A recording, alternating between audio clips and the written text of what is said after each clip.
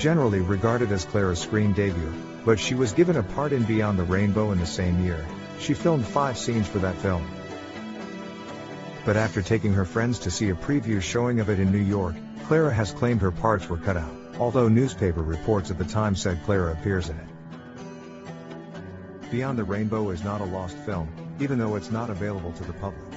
A copy has been preserved in the UCLA archives. Down to the Sea in Ships is the story of whaling in a New England Quaker community during the 19th century. Charles Morgan is a strict Quaker who owns a fleet of whaling ships. He wants his daughter to marry a whaler and Quaker, as he wants a grandson. He is still upset at losing his son and daughter-in-law in an accident at sea 10 years earlier.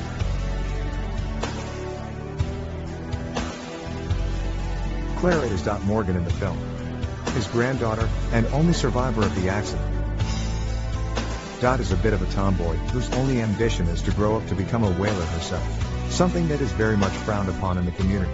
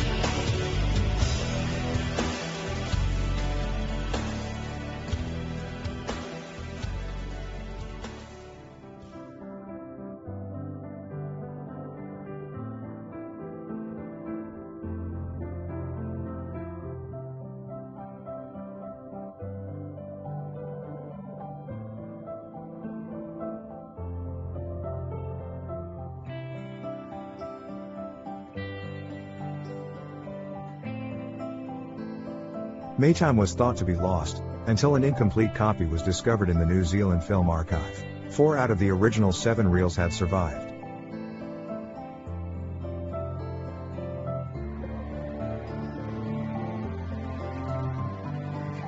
Clara featured in it after signing a contract with Preferred Pictures. She was initially on a wage of $50 a week, still a decent wage for 1923, but a fraction of what she would earn a few years later. The film was produced by the man who signed Clara to Preferred Pictures, B.P. Schulberg. Maytime is a 1923 romantic drama. It is based on a musical of the same name.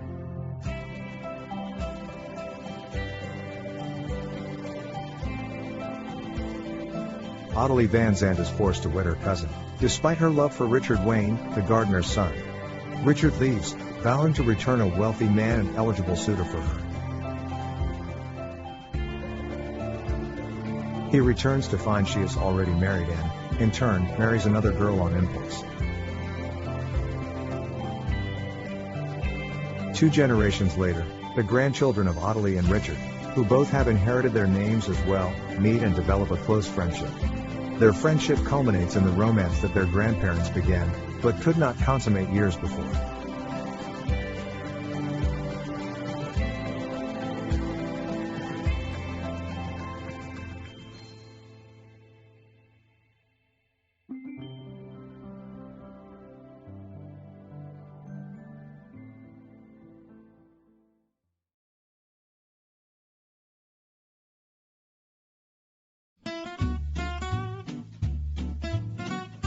Black Oxen is a 1923 American romantic comedy starring Corinne Griffiths and Conway Terrell. Clara was still a little-known actress, so Corinne Griffiths was used to advertise and promote the film as she was a well-known star and considered one of the most beautiful women in cinema.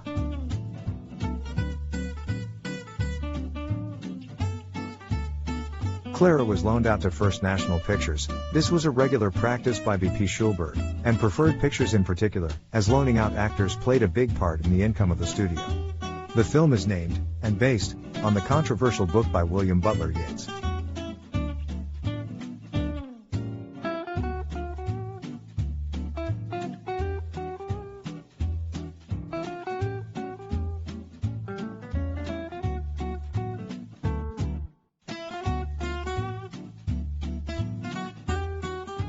The plot concerns Lee Clavering, a playwright in New York. He falls in love with an Austrian countess, Madame Zattiany, played by Griffiths. Janet Oglethorpe, played by Clara Bow, is an animated and precocious flapper. And she is also in love with Lee, but he hasn't noticed yet.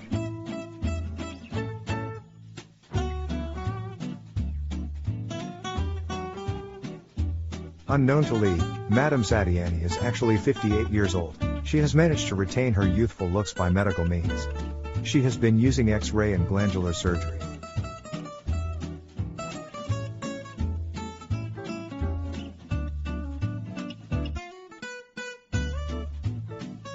Lee's plans to marry Madame Zattiany are thwarted when one of her former admirers reveals her embarrassing secret and, in the end, Lee discovers happiness with Janet.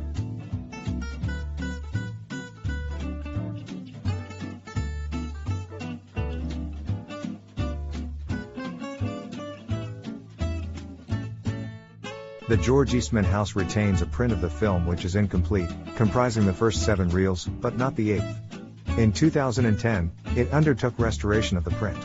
The Gosfilmofond, the Russian State Archive, also holds an incomplete copy, consisting of all reels except reel 2. A 60-minute version is available on DVD. No complete version of the film is currently available commercially.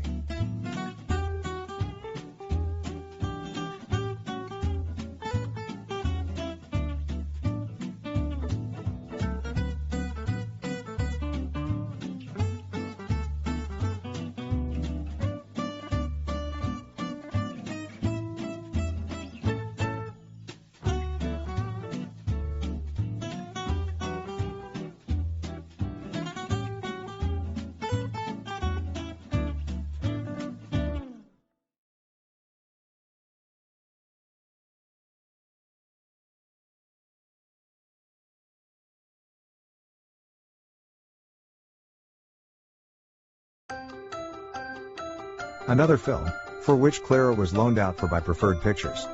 Helen's Babies is a 1924 comedy directed by William Sider. It is based on the 1876 novel of the same name. Clara, again in a supporting role, this time as Alice Maiden. She doesn't actually appear in the film until just over an hour into it.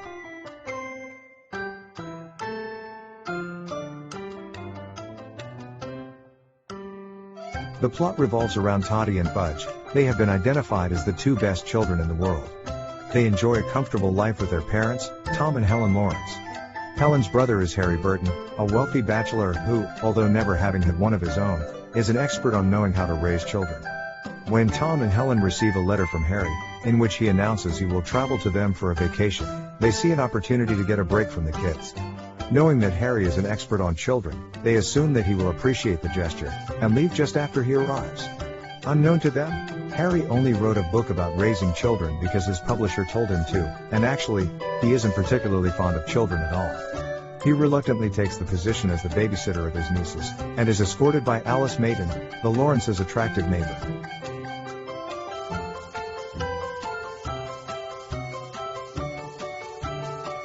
It soon becomes clear that Harry won't get any rest, as the careless girls often annoy him by getting themselves into danger, or going through his possessions. Many of the dangerous situations Toddy gets herself into includes climbing a tree and attempting to shave herself. Although they always try to help him out, Toddy and Budge only make things worse. Harry is irritated by their constant attempts to comfort him, and isn't able to take advantage of his own advice on raising children. He writes Helen a letter, in which he threatens to abandon the girls if she doesn't return immediately. However, before he is able to send it, he is interrupted by a visit from Alice. Alice has always been a big admirer of his work, but notices that he isn't really an expert on parenting. Giving him the benefit of the doubt, she invites him over for dinner.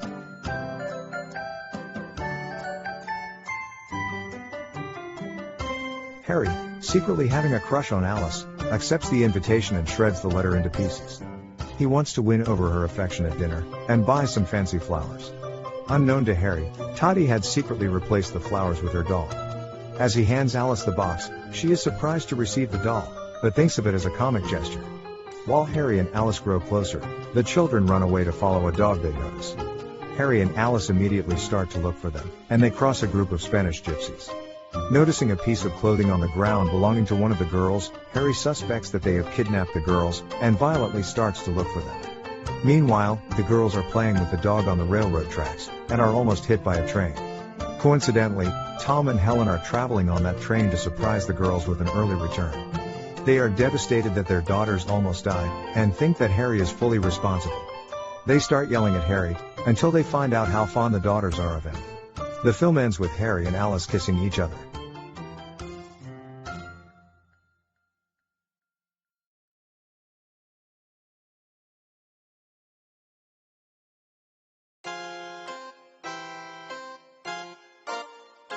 Capital Punishment is a surviving 1925 drama directed by James P. Hogan, and one of Clara's first starring roles. It was produced by B.P. Schulberg, and is now in the public domain. It was probably one of the first, if not the first film to be made with the intent of challenging the viewer to begin questioning the use of capital punishment. The plot revolves around showing how an innocent man can be sentenced to death. The prologue shows a youth, wrongly convicted of murder, being placed in an electric chair, with the governor frantically attempting to call it off, ending with the throwing of a switch to show the electrocution taking place. Clara plays the character Delia Tate in the film.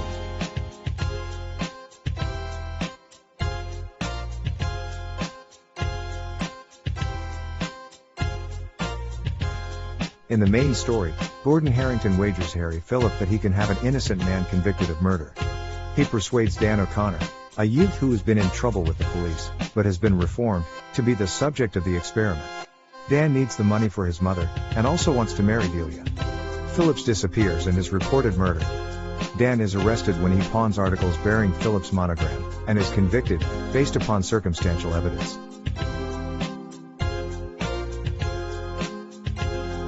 In the meantime, Phillips and Harrington have fought over Mona Caldwell, and when the former is accidentally killed, Mona persuades Harrington to let Dan pay the penalty, rather than risk execution himself. Dan, Delia, and a friendly policeman attempt to locate Harrington, and at last the prison warden gets Harrington on the telephone. Dan, flabbergasted when Harrington denies knowledge of any experiment, becomes a terror-stricken boy overwhelmed by the injustice of it all. Dan's death impends when Mona confesses to the governor, and a repentant Harrington pounds the prison gates. The governor saves Dan in the nick of time, but he is a wreck of a human being. He must be held and nursed back to health before he can forget what almost happened.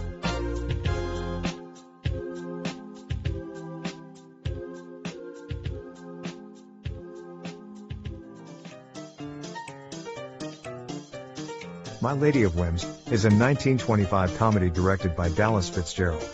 The film was originally 7 reels, but only a shortened 5-reel version survives. Clara had not long turned 20 when this was made. There is a 40-minute version available on DVD, but UCLA has the 75-minute version in its archive. It was obtained from the collection of the Silent Movie Theater in Hollywood in 1999, from David Packard, a noted film historian and collector. The clips you see here are from the poorer quality 59-minute version, which is available on a certain well-known video sharing website. Aspiring author, Prudence Severin, played by Clara Bow, leaves home for the wild life in New York's artistic Greenwich Village. So, her concerned family hires 2 thrill-seeking doughboys to look after Prudence, and hopefully, persuade her to come home. The soldiers of fortune are, Bart Greer, played by Donald Keith, and his comic buddy Dick Flynn, played by Lee Moran.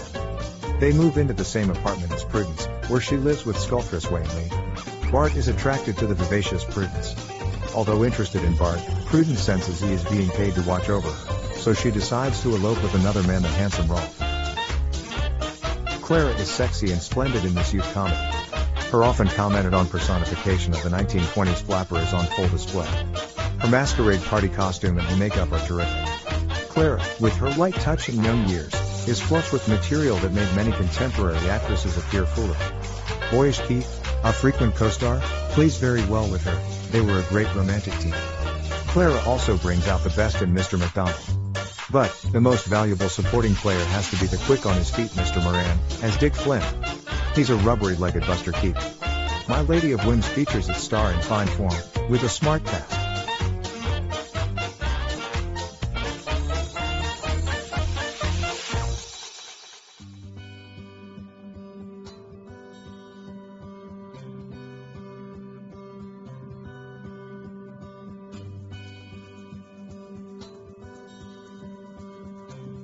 Parisian Love is a 1925 romantic drama. The film was made by B.P. Schulberg Productions. A complete copy of this film still survives.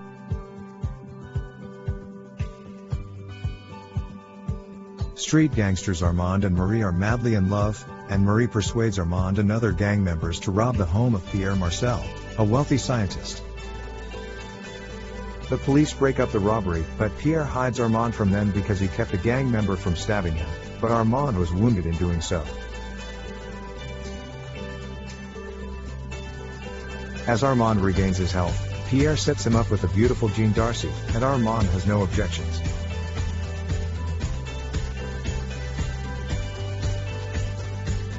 Marie, jealous of Jean, swears revenge on Pierre. They meet and he falls in love with her, and they are married while Armand is away in London.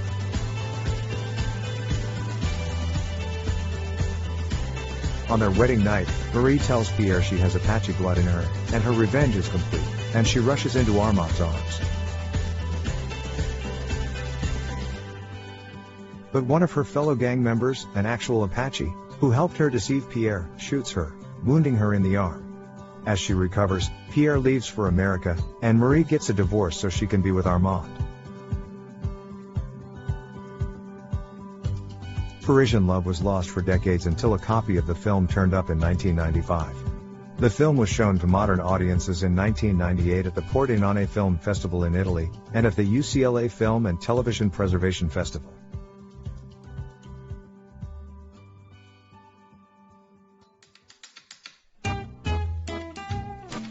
The Primrose Path is a 1925 drama, directed by Harry Hoyt.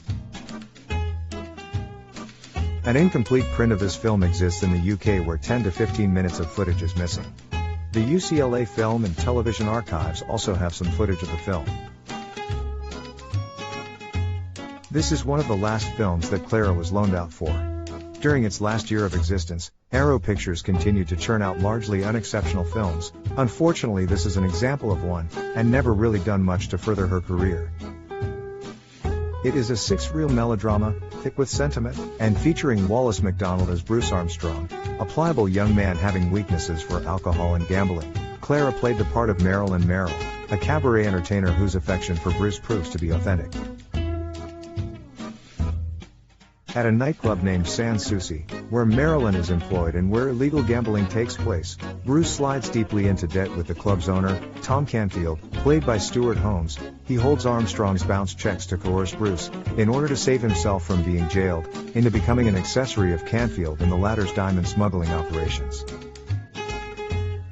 Bruce also becomes embroiled with others of Canfield's group, and after two violent deaths occur in his presence, the situation becomes potentially ruinous for Armstrong, who relies increasingly upon a devoted Marilyn for support, while trying to reassure his widowed mother, and his crippled younger brother of his sufficiency in handling increasing difficulties, that spiral towards an emotional courtroom trial.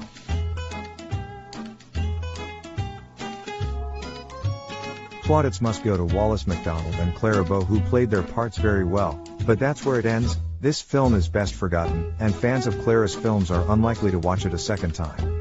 It seems a little unjust that this film has survived all these years, while some of her films such as Rough House Rosie have been lost to the long passage of time.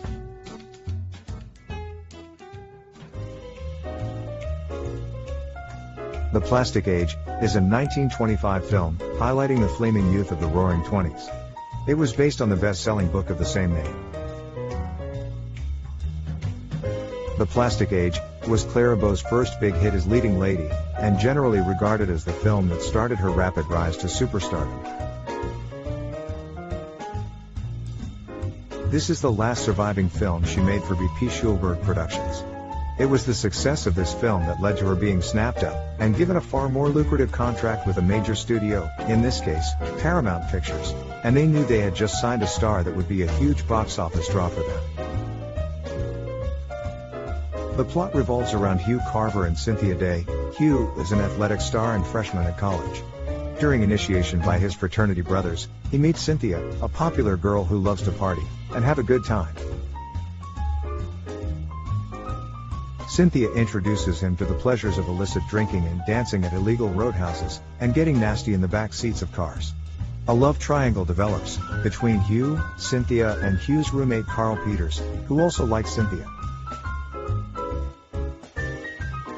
Hugh's grades, athletic performance, and moral character all begin to suffer due to his late nights of drinking and wild partying. After almost being arrested in a roadhouse raid, he is thrown out his house by his strict father and told not to come back until he's made good on his exploits. He and Cynthia split up, and Hugh's grades and sports improve greatly, winning the big football game at the end of the year.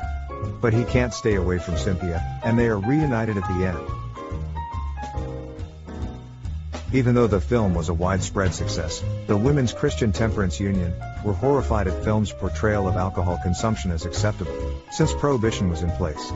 They also voiced their opinion on the dance style and jazz music as behavior which is desperately in need of purification by the cleansing power of holy water. Yes, they had nutters in 1925 as well.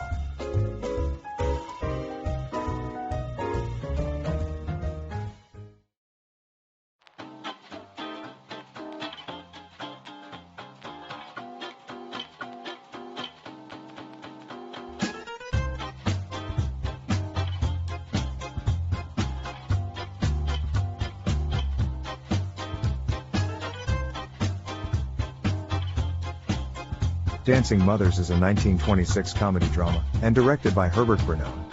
What makes this film important is, it was Clara's debut for Paramount Pictures.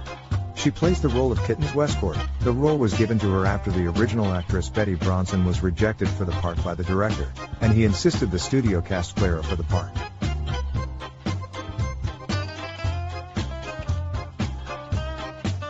The film was adapted from a successful Broadway stage play by Edgar Selwyn. Paramount reportedly bought the rights for $45,000.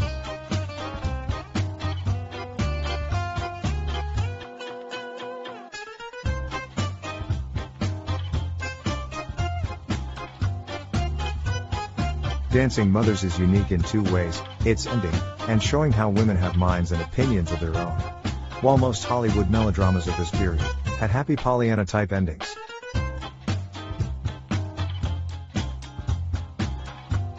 The film strays in a more realistic and refreshing way. The mother, played by Alice Joyce, tired of being taken for granted, goes out on her own, and leaves her selfish daughter, played by Clara Bow, and her husband behind. An ending that today's audiences do not have a hard time swallowing.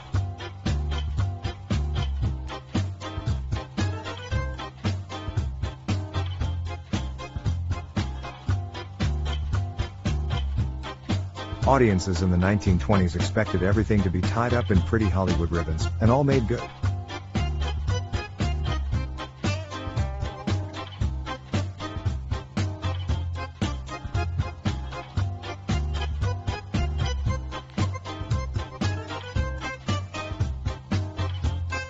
So bravo to Paramount, who chose to have a woman hold her own and stand up for herself, not giving in to the societal norms of the time and what they dictate. Strong women were not very typical in Hollywood during the silent era of the 20s.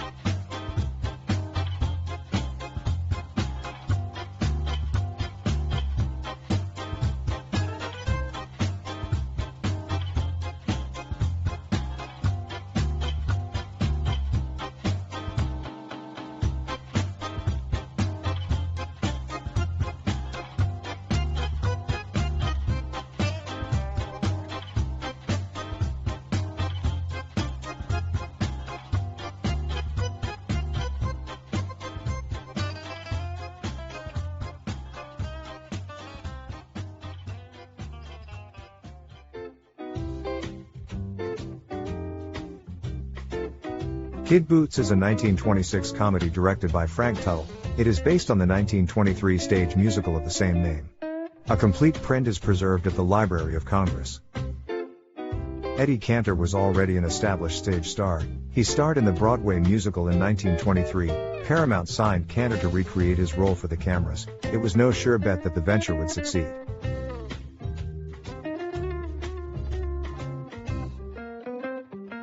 Movies were still silent, of course, and much of Eddie's appeal depended on sound. He was known for singing comic novelty songs in a high, reedy voice, and delivering wisecracks at a rapid pace, as would be expected, considering one of his on-stage partners was W.C. Fields.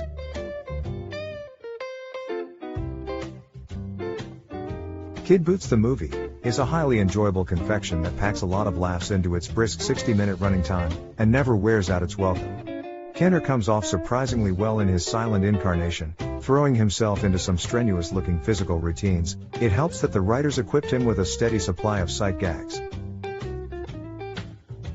Eddie is paired with the one and only Clara Bow, being pushed by Paramount, and seen here just as her career was starting to accelerate. Eddie and Clara make an unexpectedly credible couple, both bright-eyed and exuberant. The plot, as might be anticipated, isn't what you'd call substantial. Eddie, a hapless fellow known as Kid Boots, is rescued from a bully by a handsome young playboy named Tom. In return, Kid agrees to help Tom get a divorce from his gold-digging wife.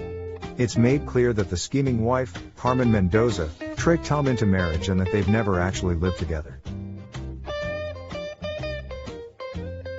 So, in short, Tom's a decent chap who simply found himself in a spot of trouble. Most of the story takes place at a scenic mountain resort, a setting which allows for gags on the golf course, gags by the pool, and more gags in the lobby. The thin plot is really just an excuse for comedy routines, and happily there are some good ones along the way.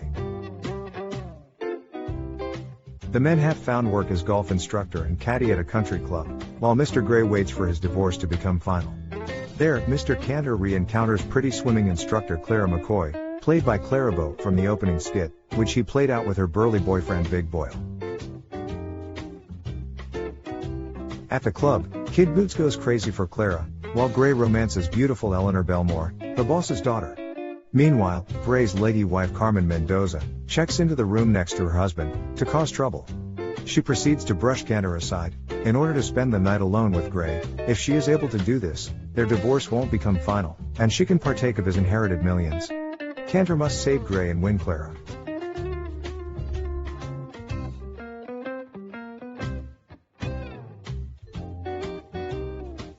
This was a successful film for Paramount, as well as all the actors involved. The film is pure cinema, and very enjoyable. It has everything, lots of gags, pretty girls, nice scenery. And it rolls on at a good pace to keep you watching. After seeing this film, it is easy to see how big a star Clara was going to become in a very short period of time. Her moods, expressions, and timing in the film are excellent. And, unlike one of her films mentioned earlier, Kid Boots is a film you will want to watch again.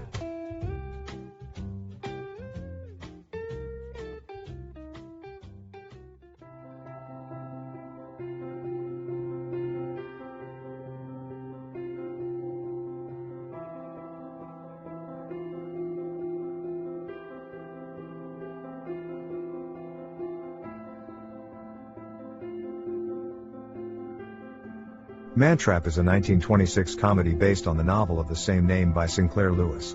Clara's last couple of films were comedies as well, where most of her earlier films were romantic drama-type films. Paramount and audiences alike saw that she was a natural for comedy and romantic comedy, and apart from 2 or 3 films a little later, this was the way the studio began casting her, and the way her career would remain until she parted ways with Paramount, for reasons documented elsewhere.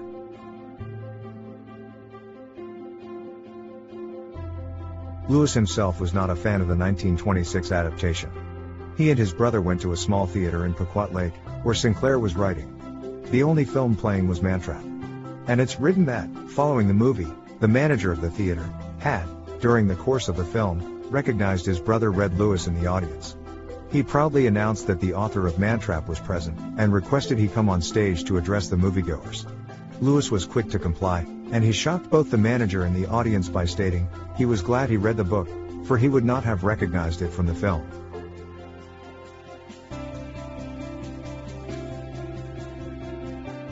But even if the author wasn't keen, it didn't really matter, as Mantrap went on to be a huge success for the studio and its star.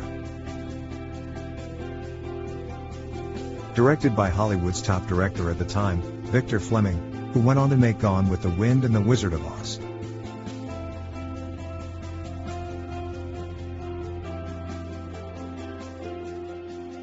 Mantrap shows Clara at her lively best, playing the part of Alverna, and being a comedy, she gets to exaggerate a little, something she has already proven herself to be very good at, without being overly theatrical.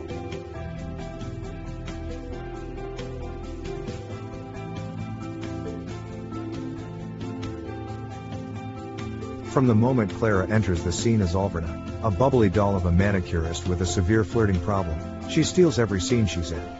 Alverna falls for Joe, a simple backwoods he-man who quickly makes her his bride, and snatches her away to his rustic cabin up north, to a small town called Mantrap. Take Alverna's boredom and flirting addiction, add in Ralph, a New York divorce lawyer running away from city women, and you can see where the story is headed. But it's so much fun to watch it unfold.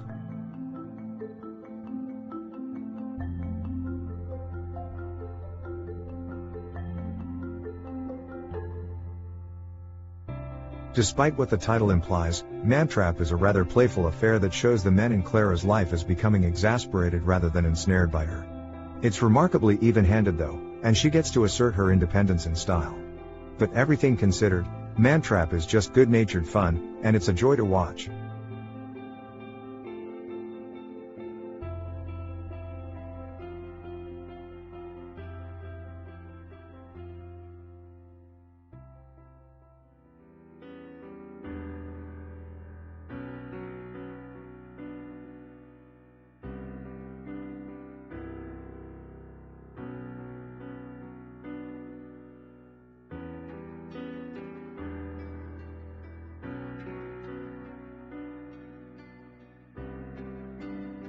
Children of Divorce was made in 1927 and directed by Frank Lloyd for Paramount, where he was given $1 million budget. The story of the film begins in an American divorce colony in Paris, after the First World War, where parents would leave their children for months at a time. Jean, Kitty, and Ted meet there as children and become fast friends.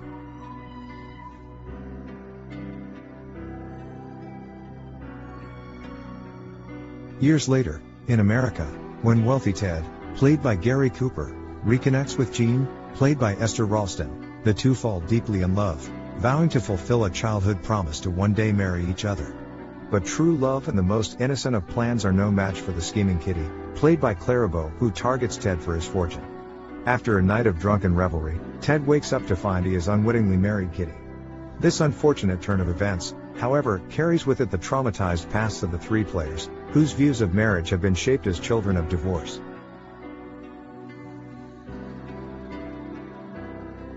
A recent release of the film was sourced from the original nitrate negative, which is held by the Library of Congress as well as their 1969 fine grain master. This new restoration of Children of Divorce was scanned in 4K resolution and represents over 200 hours of laboratory work by the Library of Congress in order to create the best version possible.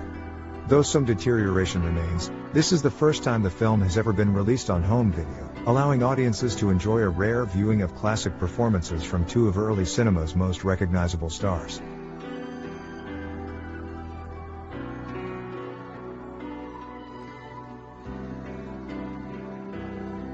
Originally, after it was finished by Frank Lloyd, Joseph von Sternberg was called in by Paramount to reshoot some scenes as well as shoot some new scenes altogether. He was then asked to recut the original footage, after executives at Paramount had determined the film was not releasable in its current form.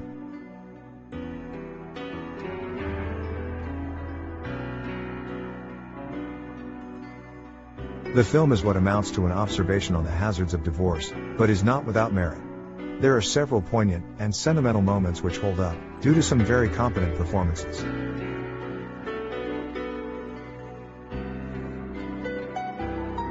Clara is at her hedonistic best in Children of Divorce.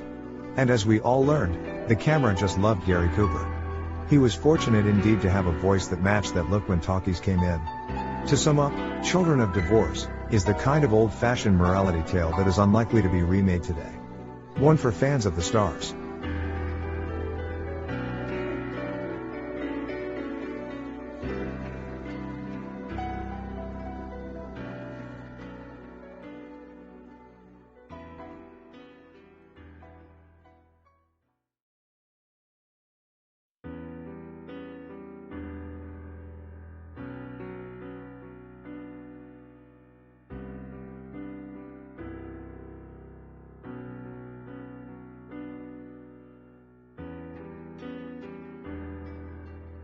Get Your Man is a romantic comedy produced by Paramount Famous Lasky Corporation and released in 1927.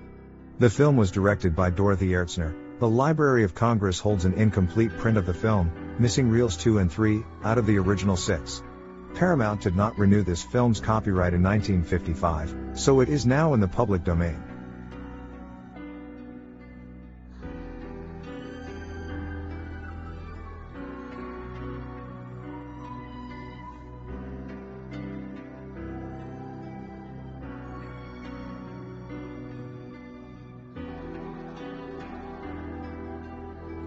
As a boy, handsome Robert Albine, played by Charles Buddy Rogers, was betrothed to fetching young Simone de Valence, played by Josephine Dunn, by respective fathers the Duke of Albine and the Marquis de Valence. 17 years later, the French noble class prepare for Albine's prearranged wedding. Albine is sent to the city, Paris, to pick up a string of pearls for the bride, and meets sexy Nancy Worthington, played by Clara Bow.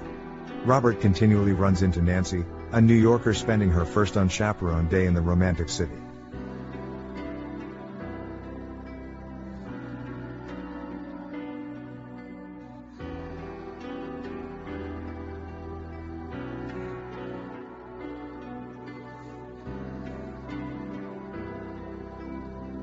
By their third meeting, Robert and Nancy are clearly becoming attracted to each other. They fall in love in a wax museum. Nancy thinks it must be fate. Robert is stricken with Nancy, but feels honor-bound to go through with his Saturday wedding to Simone de Valence. Sadly, Robert and Nancy part. But Nancy has a plan to get your man. She stages an automobile accident at Robert's chateau, and ingratiates herself into the family. After learning that Robert's intended wife has a lover, Nancy is more determined than ever to break up the unhappy couple.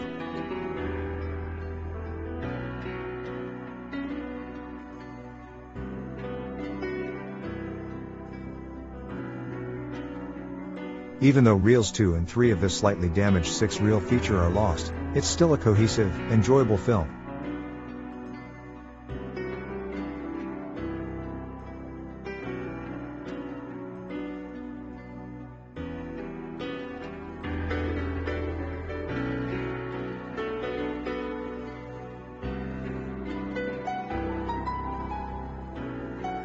The missing footage contains more of Nancy and Robert romancing in Paris than Nancy's staged accident at his chateau. The accident and aftermath are certainly missed, but it isn't too difficult to comprehend what's happened. Director Dorothy Ertzner and photographer Alfred Gilks capture their stars beautifully. That Buddy Rogers catches his sleeve on a suitcase while packing, and has to kick a fallen pillow out of the way, gives his performance a natural spontaneity. Clara is fresh and playful. The supporting cast is a treasure chest. Hopefully, this film will be saved from any further deterioration.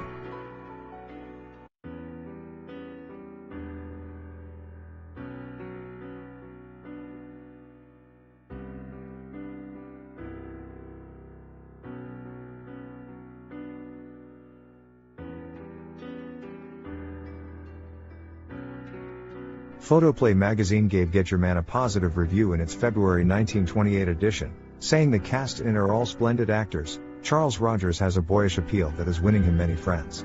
The story may be fragile, but the photography is beautiful, and Clara continues to charm and fascinate. It was rated as one of the best pictures of the month.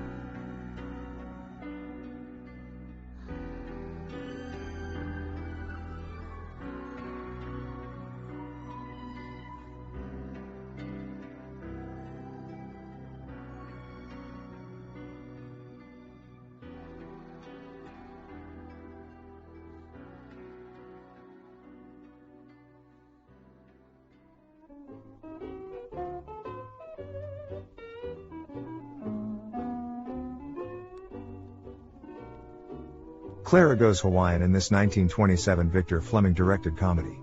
This is the second time Paramount have hired the services of Fleming for a Clara Bow film, the first one being Mantrap. Clara plays the part of Hula Calhoun, and the target of Miss Calhoun's affections is a very shocked, and very married, Clive Brooke. The whole thing is pretty much an excuse to get Clara into grass skirts and wet frocks, something nobody can complain about, but she sells it, and steals the film.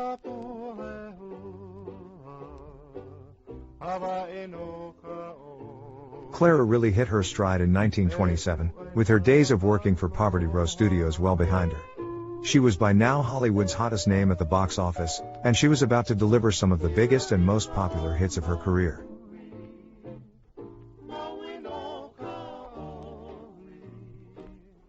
Hula Calhoun is the daughter of Hawaiian pineapple plantation owner Bill Calhoun. She follows the advice of her uncle Edwin, and follows a simple and natural life, far from the social conventions of her family, and is considered a bit of a wild child, who wears pants and rides horses.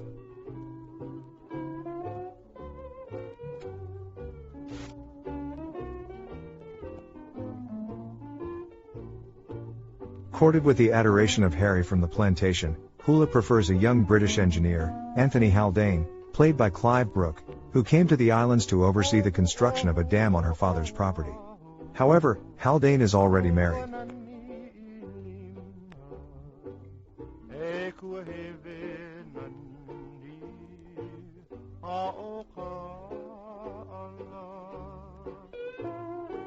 At a party, Haldane tries to keep his distance, but Hula gets drunk and performs the seductive hula dance for him. She manages to provoke him so much, that he promises to get a divorce. When his wife Margaret appears, Hula makes a deal with one of the foremen to use dynamite to blow up a certain point of the dam. Thinking that her husband is now ruined, Mrs. Haldane agrees to a divorce, and the two lovers can now be married.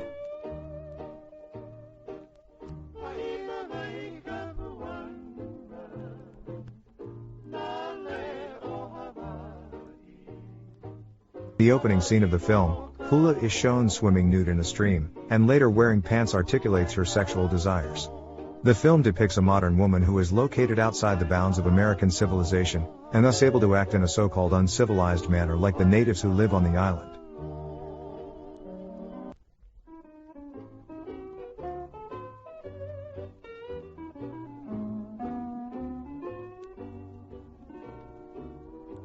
Clive Brooke was a good actor, but what were studios thinking about in the 20s? Consistently casting all these middle-aged men as the one true loves of youthful flappers. Wishful thinking on their part probably?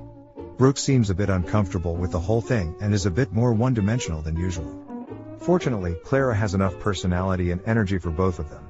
This film tends to get mixed reviews, which in my opinion is a little unfair, since it's a lot of fun, and some good editing makes sure it goes along at a nice pace, and keeps you watching.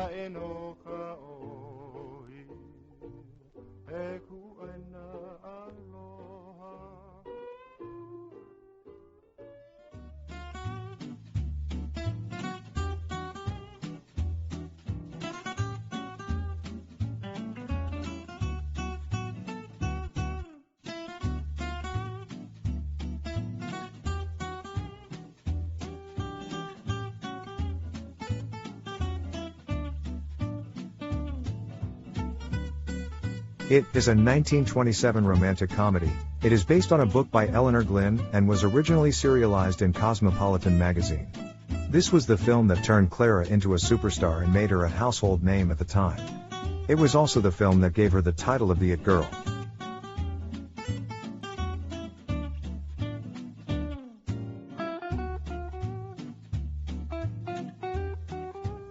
This was actually her first film of 1927, and received its world premiere in Los Angeles on January the 14th of that year, although it wasn't released to the general public until the 19th of February.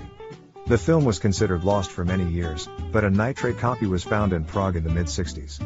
In 2001, it was selected for preservation in the United States National Film Registry by the Library of Congress as being culturally, historically, or aesthetically significant.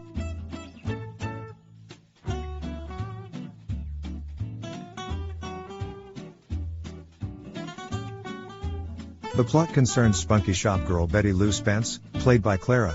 She has a crush on her handsome employer, Cyrus Waltham Jr., played by Antonio Moreno, the new manager and heir to the world's largest store. However, they belong to different social classes, and he is already romantically linked to blonde socialite Adela Van Norman, played by Jacqueline Gadsden. But Cyrus's friend Monty notices Betty, and she uses him to get closer to Cyrus.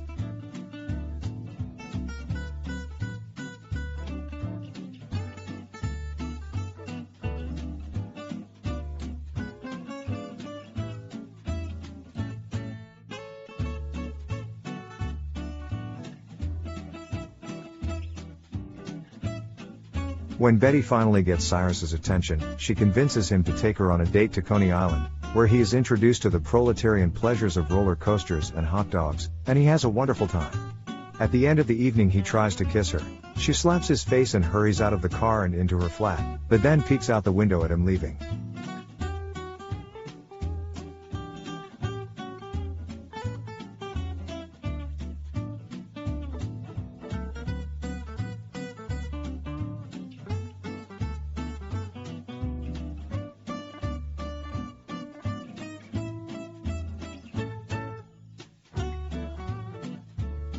The next day, meddling social workers are trying to take away the baby of Betty's sickly roommate Molly.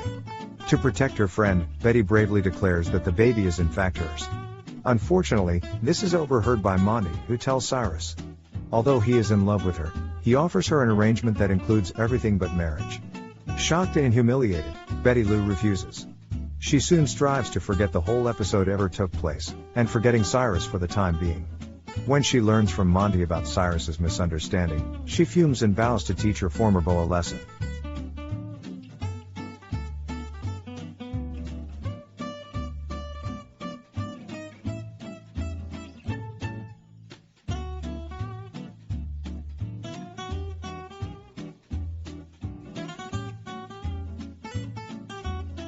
When Cyrus hosts a yachting excursion, Betty Lou makes Monty take her along. Masquerading as Miss Van Cortlandt, Cyrus at first wants to remove her from the yacht, but he cannot for long resist Betty Lou's it factor.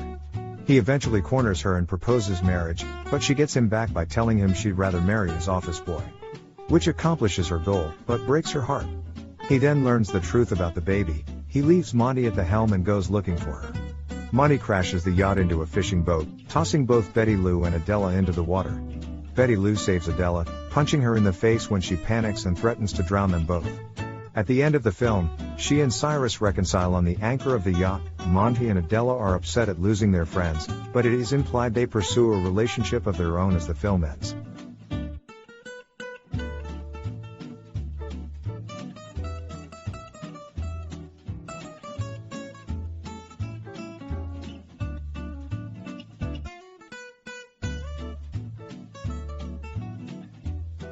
The concept of it is generally attributed to Eleanor Glynn. In February 1927, Cosmopolitan published a two-part serial story in which Eleanor Glynn tried to define what it was. She said it's that quality possessed by some, which draws all others with its magnetic force. With it, you win all men if you are a woman, and all women if you are a man. It can be a quality of the mind as well as a physical attraction. Clara Bow took that particular crown and title in February 1927, and even to this day, 56 years after her death, it still belongs to her. Nobody has taken the It Girl title away from her.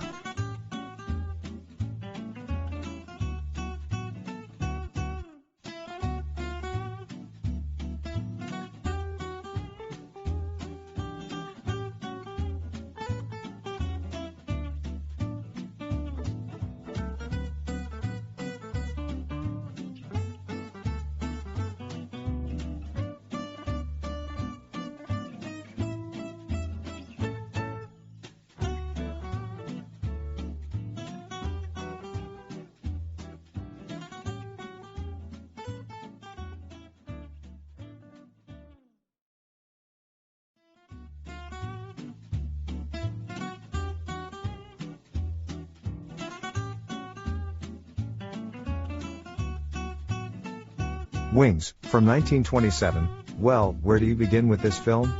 An epic film that runs for 150 minutes. A First World War film directed by William Wellman. Paramount provided a $2 million budget for it, a huge amount of money in 1927, and a record amount ever spent on a film.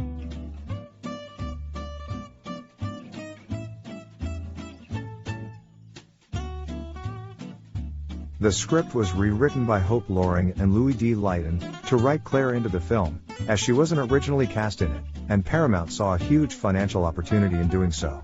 Wellman was hired as he was the only Hollywood director with combat pilot experience in the war. The film was shot in and around Kelly Field, an Army training camp in San Antonio, Texas, between September 1926 and April 1927. Hundreds of extras and some 300 pilots were involved in the filming, including pilots and planes of the United States Army Air Corps.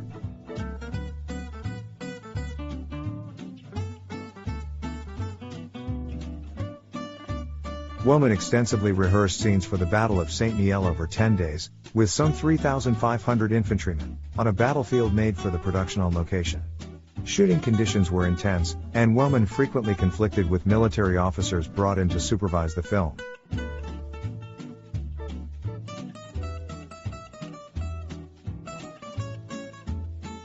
Acclaimed for its technical prowess and realism upon its release, the film became the yardstick against which all future aviation films would be measured.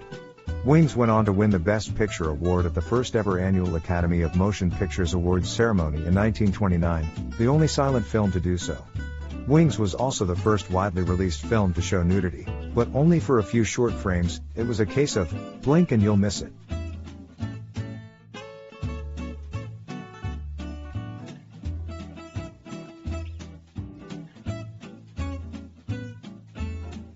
In 1997, Wings was selected for preservation, and the film was re-released for its 85th anniversary for a limited run in 2012. The scenes you see here are from the excellent 2017 full restoration and transfer to Blu-ray by Paramount, a version that you must see.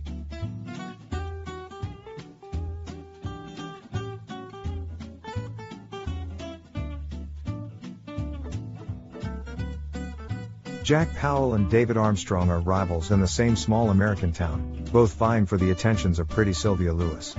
Jack fails to realize that the girl next door, Mary Preston, is desperately in love with him. The two young men both enlist to become combat pilots in the Army Air Service. When they leave for training camp, Jack mistakenly believes Sylvia prefers him. She actually prefers David, and lets him know about her feelings, but is too kind-hearted to turn down Jack's affection. Jack and David are billeted together. Their tent mate is Cadet White, played by a young Gary Cooper, making his screen debut, but their acquaintance is all too brief. White is killed in an air crash the same day. Undaunted, the two men endure a rigorous training period, where they go from being enemies to best friends. Upon graduating, they are shipped off to France to fight against Imperial Germany.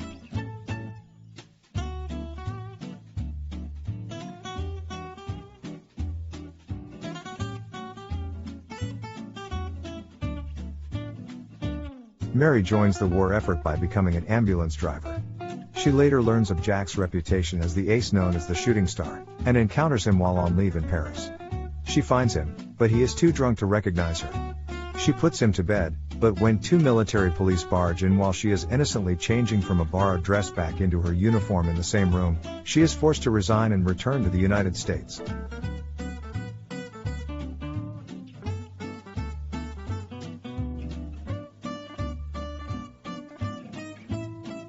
The climax of the story comes with the epic Battle of St. Mihiel. David is shot down and presumed dead. However, he survives the crash landing, steals a German biplane, and heads back to the Allied lines. By a tragic stroke of bad luck, Jack spots the enemy aircraft, and, bent on avenging his friend, begins an attack. He is successful in downing the aircraft and lands to retrieve a souvenir of his victory. The owner of the land where David's aircraft crashed urges Jack to come to the dying man's side. He agrees and becomes distraught when he realizes what he has done. David consoles him, and before he dies, forgives his comrade.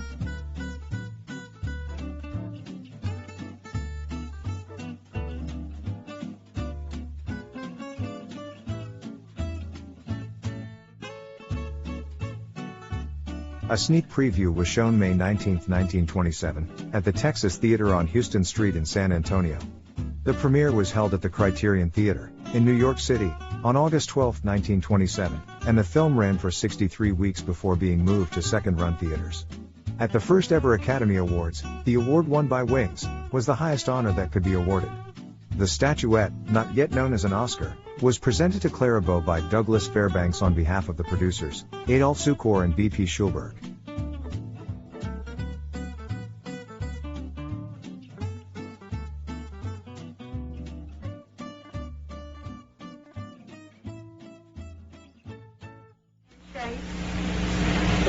The Wild Party from 1929 is the second Clara Bow film directed by Dorothy Ertzner, and pairs her up with Frederick March this time.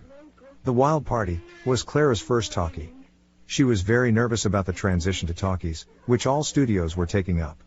At around this time, silent films had become a thing of the past.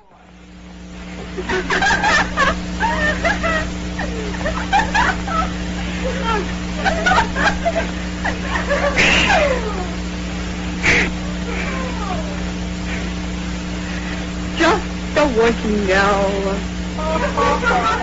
It's true she had to reshoot lots of scenes in her first couple of talkies. She had got herself into the bad habit of glancing at the microphone, which was on a long boom arm above her head.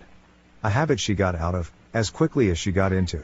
Another thing that worried her, was her accent, since she was from Brooklyn, New York. Contrary to what you may have read in some places, she had nothing to worry about, apart from a couple of critics, who had been criticizing her films for the last 4 years anyway. The vast majority of critics, and audiences, loved her accent and really took to it.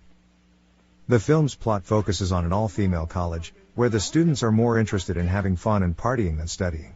Stella Ames, played by Clara, is the most popular student, with a loud mouth. When the young and attractive Professor Gilmore starts working there in the anthropology department, all the girls immediately feel attracted to him. Stella recognizes him as the man she once accidentally shared a bed with, thereby risking her reputation.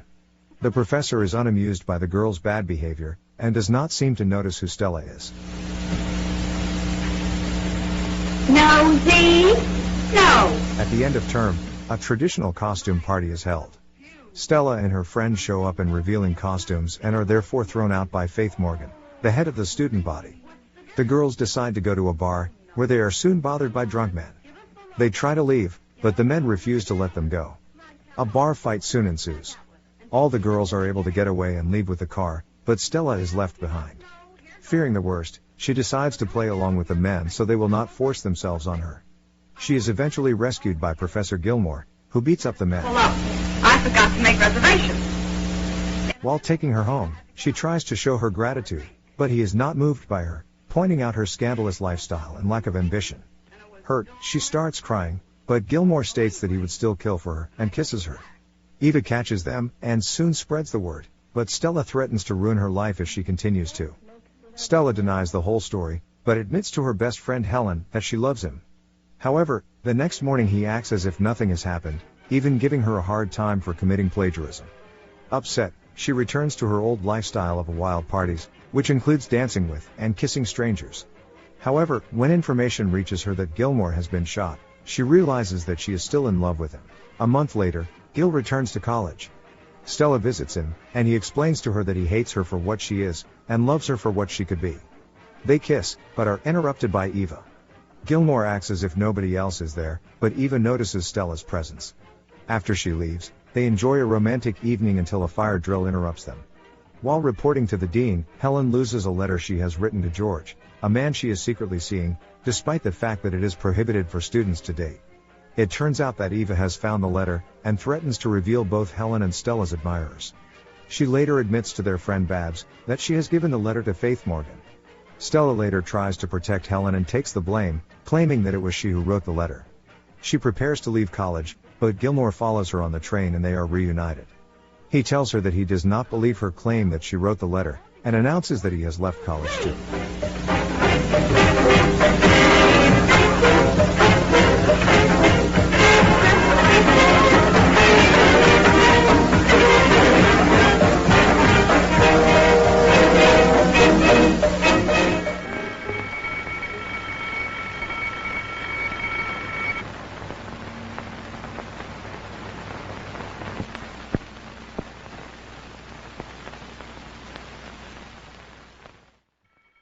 The Saturday Night Kid is a 1929 comedy about two sisters and the men they both want. Also appearing is Jean Arthur, and in her first talking role, Jean Harlow. The film was based on the 1926 play Love Em and Leave Em by George Abbott. The film was preserved by the UCLA Film and Television Archive, with funding by Clara Bow biographer David Sten. Sister or no sister, you keep your fingers out of my private stuff. I got about as much privacy as a baby. Oh.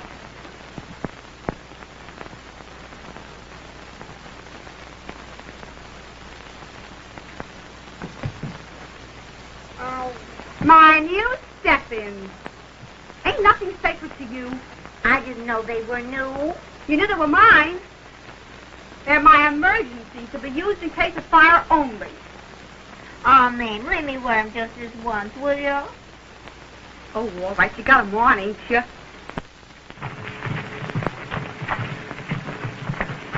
Linoleum, please. No? Yes, ma'am. second floor front. No, third floor rear. That is, third floor front. Thank Yes, you. ma'am. Reducing apparatus. Reducing apparatuses. I want something to reduce my hips, but not too large to fit on my patio. Yes, ma'am. Oh, yes, the main floor. Right this way, please. Miss Bell.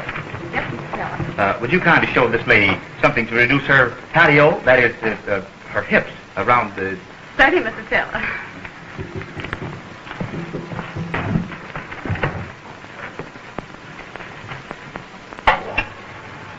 Are these American made? Oh, yes, they have an oriental movement. Now, science tells only 1 in 20 persons enjoy actual whole health, which can only be attained through constant daily exercise. Now, this pill will reduce you in any portion of your anatomy, will increase your pet vitality and limb and vigor. While Clara plays a fast girl who's always getting into trouble at work for being late, Jean Arthur is actually the sneak and compulsive gambler with store funds. She also has a yen for Clara's boyfriend. And that's about it for the plot.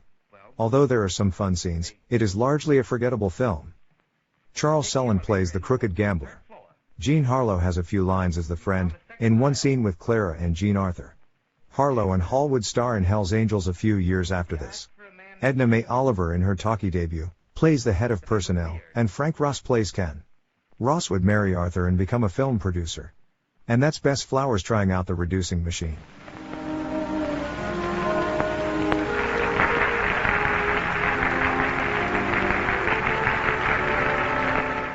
Dangerous Curves is a 1929 romantic comedy. It rates as one of Clara's better talkies. This time, Richard Arlen is her leading man.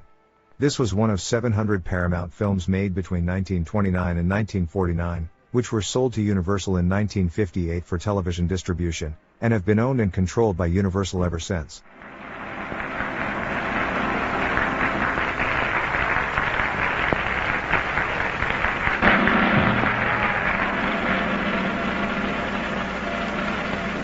Well, my land, you'd think you'd never seen him before with your mouth hanging open.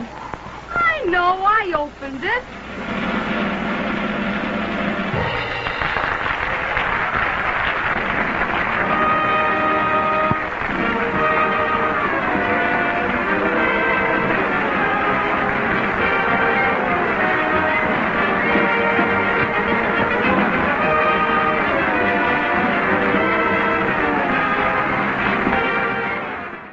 Pat Delaney is working in a circus as one of the female bareback riders. She is in love with Larry Lee, an arrogant trapeze artist and the circus' biggest act. He does not seem to notice her though, as he is used to being adored by tons of women. He is in a relationship with Zara, a manipulative vamp. You'll get along in this world all right. Yes, you will, too. Hey, Larry. Larry's boss warns him about Zara, explaining that he has been incurring a lot of debt since he began dating her, and that his act is no longer as powerful as it was in the past. One day, Pat and Larry get acquainted, and she intimates that she has feelings about him and that they should do an act together. Although he makes clear that his heart belongs to someone else, he convinces the circus manager to give Pat a try on the wire. South and Zara. And that's even crowding Zara. If he's stocked up, he's got a right to be, but he ain't. Later that day, Pat catches Zara having a date with another man, Tony. When she tells Larry about the affair, he madly confronts Zara and threatens to beat up Tony. He is interrupted by the notion that he has to perform, but he is unable to concentrate and falls off the tightrope. He is taken to the hospital and soon recovers, but then goes missing from the circus. He refuses to come back and spends his time getting drunk instead. When he finds out that Zara and Tony have left the circus and are now struggling to get work, he sympathizes with them. Upon finding out that he is not planning on returning to the circus, Pat is determined to convince him to do otherwise. Together they form an act, but it soon becomes clear that Larry has lost his talent. On the wire? Pop Delaney? Sure, he was a great guy in his day. Pat has trouble breaking through his distant behavior, but she convinces him to teach her how to walk a tightrope.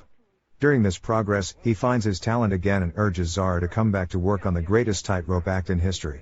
When Pat finds out, she feels used, and confronts Larry with an outburst before leaving in tears. The circus manager tries to comfort her, and offers her her own wire act. Meanwhile, Larry is left behind by Zara, who turns out to have married Tony. On the night of her premiere, a drunken Larry tells Pat about his failure.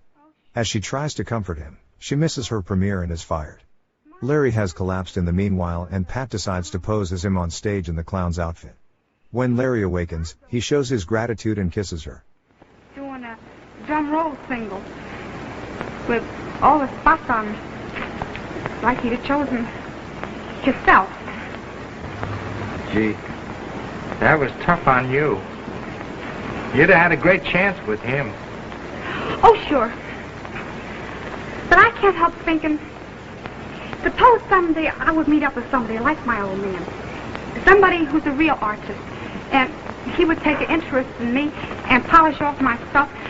Well, maybe we could do an act someday together. You know what I mean? Yeah. I think I do. Well, that's what I mean by practicing and dreaming, too. You dream so you can keep on practicing, and you practice so you can keep on dreaming. Yeah. Well, if I was you, kid, I'd stick to the practicing. Because supposing there was a guy like you said, and supposing he met a little girl, a darn nice little girl, with big brown eyes and red hair, and he saw the way she felt about him, and he happened to feel just the same way, only about somebody else. Clara had a fairly decent singing voice, and now with the advent of talkies, Paramount had every intention of capitalizing on that fact. Even if she was sort of coerced into doing it, Clara was less than keen or happy about having to sing on camera. But that turns out to be one of the highlights of an otherwise mediocre film.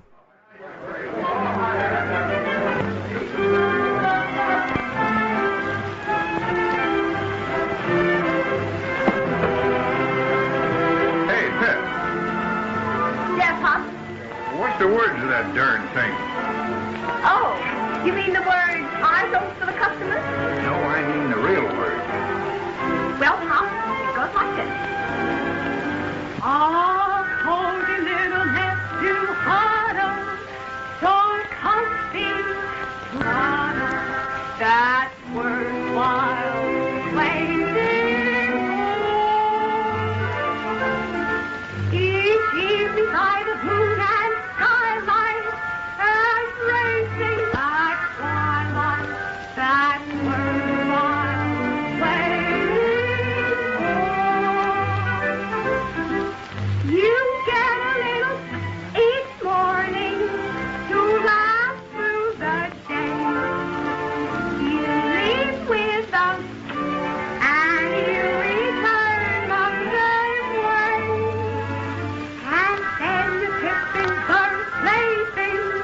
You hear a little baby say, Mama, Papa, that's worthwhile waiting for. Well, pretty good. Now, wait a minute. Love Among the Millionaires is a 1930 musical comedy, directed by Frank Tuttle. Another of those films that were sold to Universal for television distribution. This movie came out 9 months after the stock market crash of 1929 that began the Great Depression. Hollywood responded to the Depression by making many comedies, musicals, and other escapist films. Love Among the Millionaires would be about as escapist as one could get in that period. Yet, with all of those aspects, this film just barely makes it out of the starting blocks. It suffers from much dead-end vaudeville, a choppy script, and weak production quality. The only good aspects are the convoluted story toward the end, and some scenes of family members running their cafe. Righto? Hello. What are you practicing to be? An echo? Clara plays the part of Pepper Whipple. She lives with her father Pop Whipple and her younger sister Penny. She lives in her family-run railroad cafe, where she works as a waitress. After a chance meeting, she falls for the son of a railroad tycoon, and finds herself hobnobbing with the rich when he invites her to spend some time with him and his family in Palm Springs. It's not a terrible or bad film, but it's not a memorable one either. Oh, Jerry, it's so gorgeous I can't think. Hold me tight, Jerry. Now I can think. I'm thinking, Pepper, you're dreaming.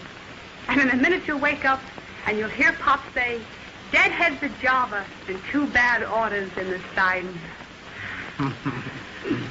Oh, Jerry, if only your family will like me. And how they will.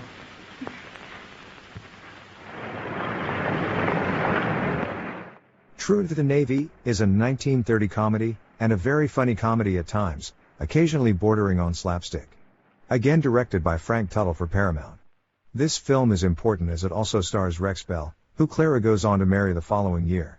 But the main love interest is again played by Frederick March, who plays sharpshooter, Bullseye McCoy.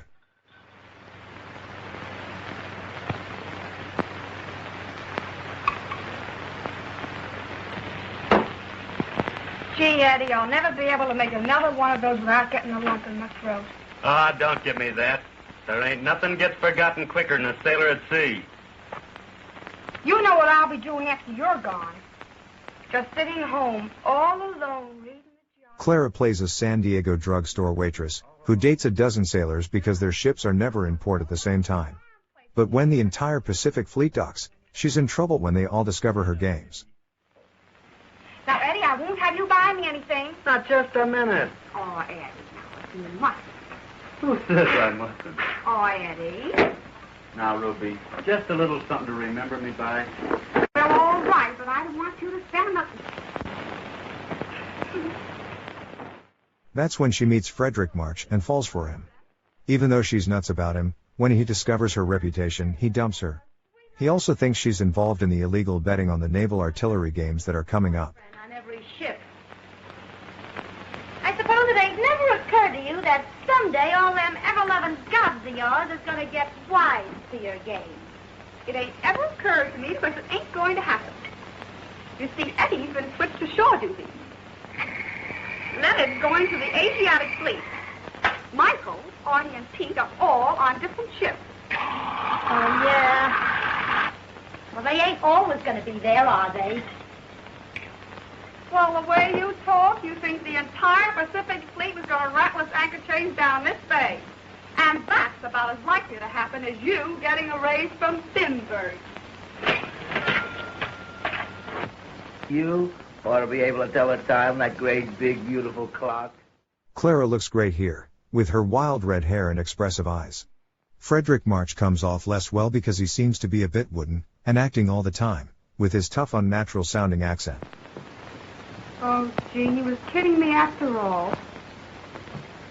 Well, wind this up and set it, and I'll take it. Yes, sir. I'll take care of you, all right.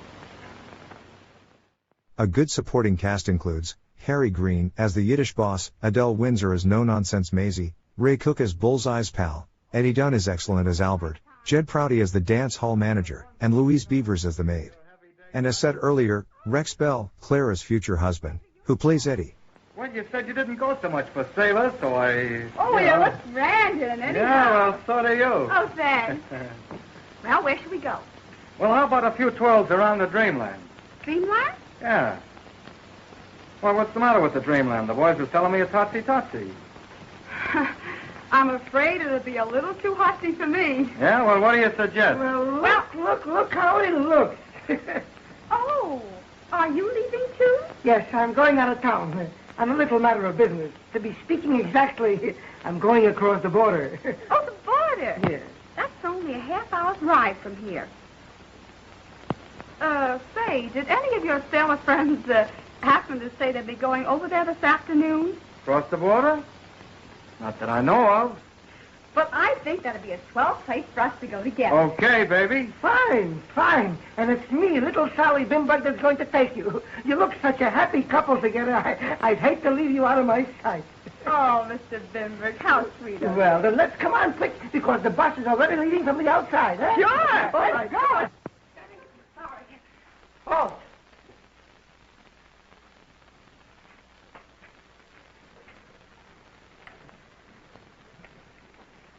Do you know what time it is? No, but I can find out. Halt. And no fresh answers. That's the 10th time you've been late. I'm sorry, Mr. Mendola. Well? Well, The alarm clock didn't work, and there was a jam on the L. I know that already. I've heard from this. And don't think you can get away with this forever. If I catch you late one more, I don't want to see nothing. Look what I found last night. Found? Mm-hmm. 18 carats. No Limit is a 1931 comedy, once again directed by Frank Tuttle. It is also another of her films now owned by Universal. Clara is solid in No Limit, and it's amazing how good she got at acting in and settling into talkies. But the script in this film is loose and does her no favors. All I got is just an apartment and a Rolls Royce. My uncle was a millionaire, and I'm my uncle's only heir. She said to him, oh, yeah? And hit him with a rocking chair. Yeah? Yeah. It's Clara that makes the film worth watching. She's funny as cute wisecracking theater usher at Helen Bunny O'Day. She agrees to apartment sit for a friend, and unexpectedly finds the premises serve as a center for illegal gambling. There, she meets suave, but crooked, Doug Thayer, played by Norman Foster. Doug is hot and bothered, and Bunny is head over heels. I thought you had it, he tells her.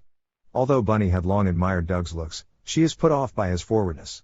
But, he pursues her to the altar. Can their marriage survive his underworld ties? Oh, what's that?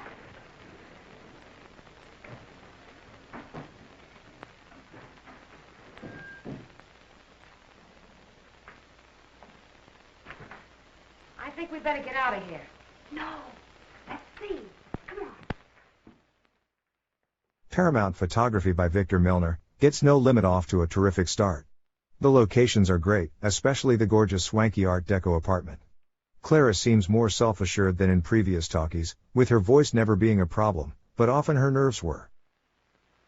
Nothing but a table. Don't worry, your percentage will be 10 times that. You'll pardon me. I've got to get back. The whole film is the Clara Bow show. If it weren't for her starring in it, this film would have been lying under a pile of dust a long time ago, never to be seen again. The story just doesn't make much sense. Thelma Todd is given a small role in it, playing a character that makes even less sense. All in all, this film starts off great, with loads of promise, but it falls quickly into mediocrity, with a bizarre script that just doesn't go anywhere. Oh, he lives in the building. His name is Andrew. No, the other one. Oh, you mean Thayer. Don't worry about him. He's got plenty of money. Listen, you said I was a house, didn't you? That's right. You're the house. Well, could the house go in there and play? Say, that's not a bad idea. Come on in. But suppose I lose. You can't lose. You're the house. Oh, that's right. I'm the house. Funny, you're not going to gamble. Didn't you hear him say I couldn't lose? That's not gambling. But what'll Mendel say?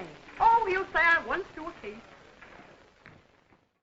Clara was intent on getting out the business, an embezzling agent, a hectic work schedule, followed by a nervous breakdown, which was the final straw for her. Clara managed to get out of her contract with Paramount, and broke all ties with them.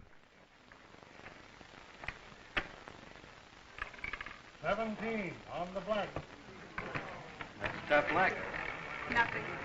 Want to play red again? Yeah, I'll take a chance. Me too. 28 on the blank. You've got a lot of nerve for a girl. Thank you. Shoot the work.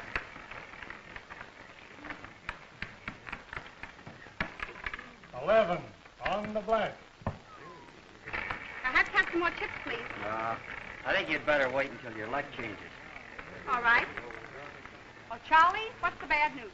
You're out 20,000. Charge it, please. Chico! Woo! Come on, Chico! Call Her Savage is a 1932 drama, directed by John Francis Dillon. It was one of the first films to show a scene inside a gay bar. Clara had already decided to quit Hollywood, and she was now married to Rex Bell. Their intention was to live the quiet life and move to Rex's ranch in the Mojave Desert, Nevada. But she wanted some extra money to take with them, so she signed a 2-film deal with newly formed Fox Pictures, who we know went on to become 20th Century Fox. The deal was reportedly worth $250,000, A far cry from the $50 a week salary she was on when she first came to Hollywood.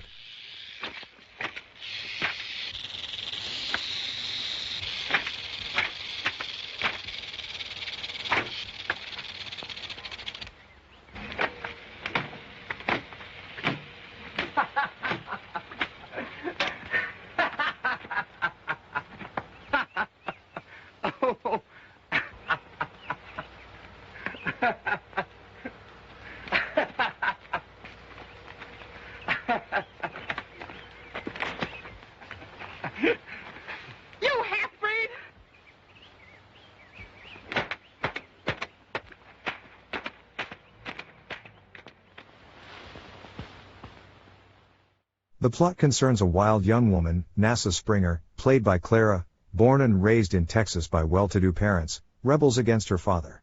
She is sent to school in Chicago, where her disruptive behavior marks her as a troublemaker. She marries a rich playboy, who then declares the marriage a ploy and abandons her. She is renounced by her father, who tells her he never wishes to see her again. She discovers she is pregnant and bears a child. Reduced to poverty, she moves into a boarding house with her infant, and struggles to pay for the baby's basic needs. Unaware that her grandfather in Texas has died and left her a $100,000 fortune, a desperate Nasa dresses up as a prostitute, and goes out in the neighborhood hoping to earn some quick cash to purchase medicine for her child. While she is out, a drunken lout at the boarding house drops a match, and accidentally sets the building on fire. Nasa's infant is killed in the blaze. Upon learning that her mother is dying, she hurries home to Texas. There she learns that she is a half-breed, half-white and half-Indian. The assertion is made that this explains why she had always been untamable and wild.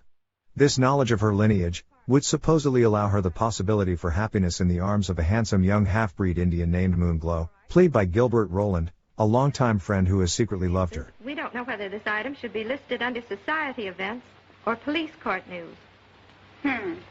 Trying to be funny.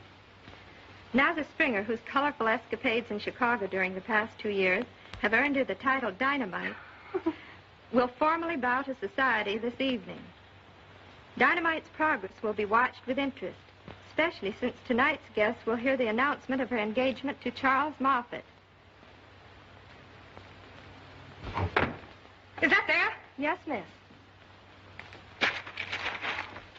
I was just thinking. Hello, Larry. How are you? Hello. Hello, Jack. Nasa. Nasa, may I present Mr. Lane? How do you do? They tell me you're Dynamite. Yes? Sonny, please now. That's all right. Dynamite doesn't frighten me. I've been in a lot of explosions. I was wondering why you look so frightfully scarred. Come on, dear. Let's get out of here. No. Come on, Sonny, please now. I suppose you know you broke up my home. I didn't know that you were in a home. When did you get out? Say, listen, you. And you. I think the girls are going to get together. 2-1 on Nasa. I don't know. Sonny's pretty good. There they go. They're off. Oh, Nasa, darling, stop it, dear. Nasa, Nasa, darling, stop it. Stop it, Nasa. Get back. Nasa, darling, stop it. This is quite possibly Clara's finest performance, and arguably her best film. Well, it's a very close call between this and Wings. The film was given rave reviews everywhere when it was released. With the daily film writing, looking like $1 million, acting better than she ever did, and playing a role that requires her to pretty near run the gamut of feminine moods, Clara Bow makes a whirlwind comeback. The film attracted an audience of over 900,000 when it was showcased in 42 first-run cities.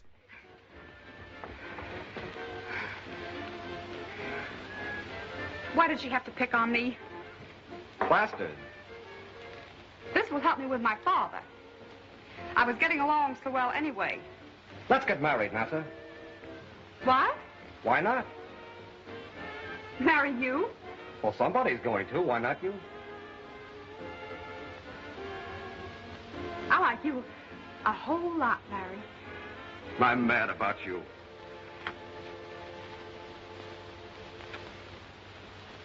We'll stay at the Warwick until I can get my affairs in shape, and then the honeymoon. London, the continent, the Riviera. Oh, what a joke on Dad. Larry. Come on, you baby. me bones, your mama's talking. Little Lou's asking you in person for that seven. What's the other bus? I'll say no 7. Don't listen, Dar. Come clean for little Lou. Come on there, baby. Hoopla is a 1933 comedy drama, directed by Frank Lloyd. It is also Clara's swan song. She never again appears on screen after this film. It is based on the 1928 play The Barker. A version restored by the Museum of Modern Art was shown at the 2011 Classic Film Festival in Hollywood. Her last 2 films made by Fox Pictures certainly bring out her best acting talent. Tombstones, I'll give you just one more chance. Hoopla! What do you mean, you big... In half an hour, you better scram to bed. All right, Dad.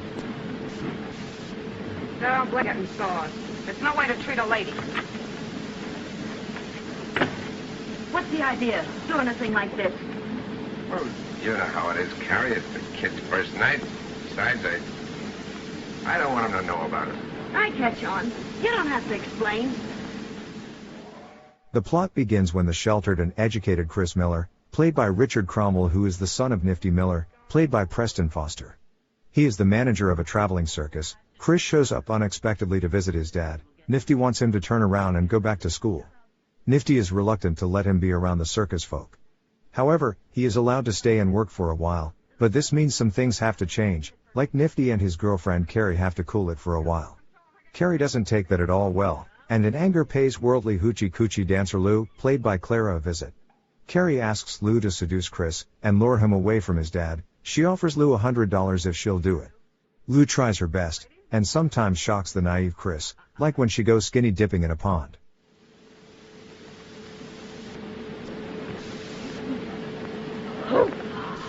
Better make you run upstairs and rob your own trunk. Say when, Mom?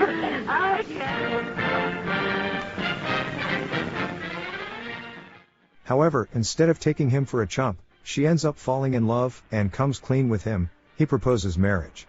Lou thinks she's not good enough for Chris, and so does Nifty. Then Chris and Lou sneak off and get married. Needing money to leave the circus, Lou hits up Carrie for the rest of the money she promised, threatening to tell Nifty if she doesn't pay. They gather enough money to leave, but not before an angry Nifty can throw them out and tell them never to come back. Lou and Chris head for Chicago and the World's Fair, where Lou dances, and Chris works in a law office. Having fallen on hard times, Lou secretly arranges for Nifty to be the barker for her dancing act. Lou knows Chris won't be happy until he makes up with his father. Nifty isn't happy. Chris explains that Lou has been making it possible for him to learn the law, while she supports them with her dancing. In the end, Nifty realizes Lou is okay, and forgives them both.